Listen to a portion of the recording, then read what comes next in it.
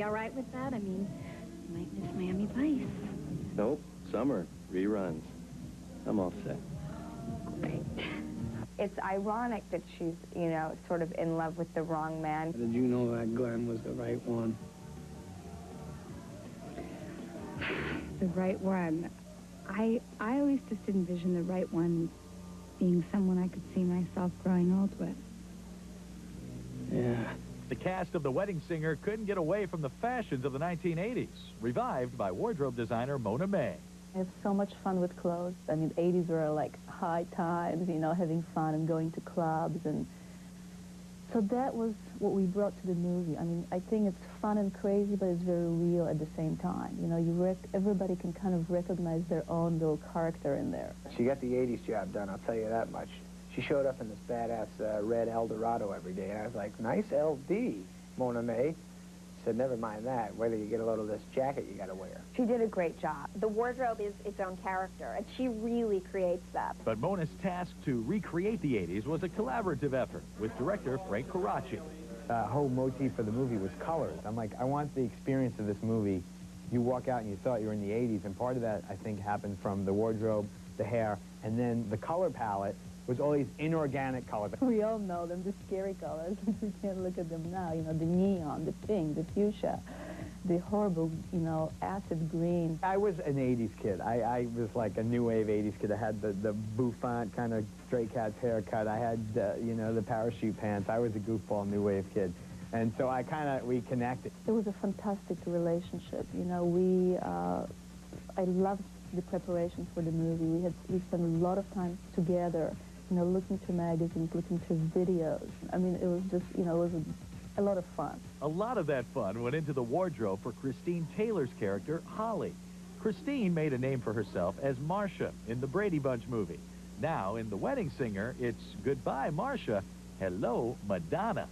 I really, truly thought it could not get any worse than Marcia Brady with the polyester and the hair, but wow, it really went from bad to worse, because this wardrobe is just so beyond anything that I've ever seen. For Holly, we had Madonna. I wear all of those bracelets. I have rosaries around my neck, curly hair, bows in the hair, bright red lips.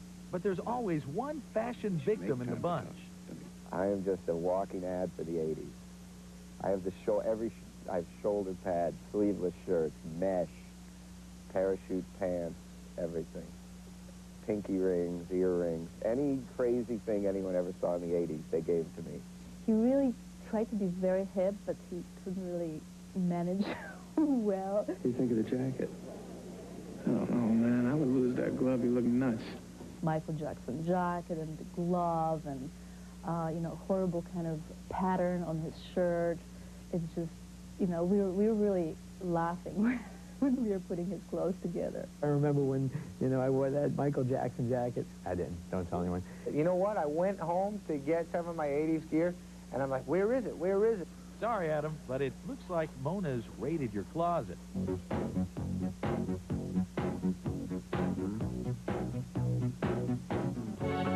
Here we have some of the samples of the wardrobe that you've seen in the movie, or you'll see in the movie. This is Adam Sandler.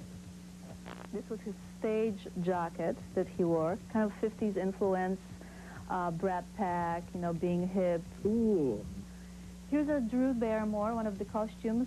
It's actually a piece from the 80s by a designer, Betsy Johnson, so it's an original 80s outfit. Really?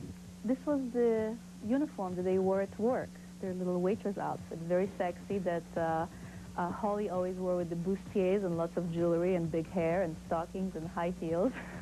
Very important for work. It's been a pleasant working environment ever since. Here are my two favorites. This is the Madonna. I hope you remember wearing it in the 80s. Lots of jewelry, a lot of crosses, the boy toy belt, which we all had one, I hope. The neon colors, always showing the bra. Here's the grand finale for The Wedding Singer, a dress that I designed for Drew Barrymore, her wedding dress, that she just looked angelic in. That's when they tied the knot, and we are all crying at the end. Don't grab your handkerchief just yet. When we come back with more behind the scenes of The Wedding Singer, reminisce to the beat of an 80s groove. I have a tough time with that.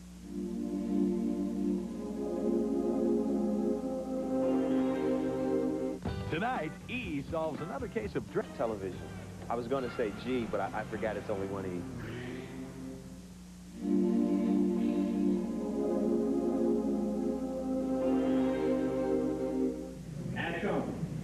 Now, come on, why? I had to. I was going to lose her. Welcome back to Behind the Scenes of The Wedding Singer. Everybody on the dance floor. Very nice, Grandma Molly. Although the 80s was famous for bad hair and bad clothes, the music wasn't that bad. I think the hardest thing was narrowing it. I think there's like 45 songs. Hardest thing was there's so many more songs you wanted to put in, but we had as many as we could. Well, you think by now everyone in the cast would know what songs they'd want sung at their own weddings.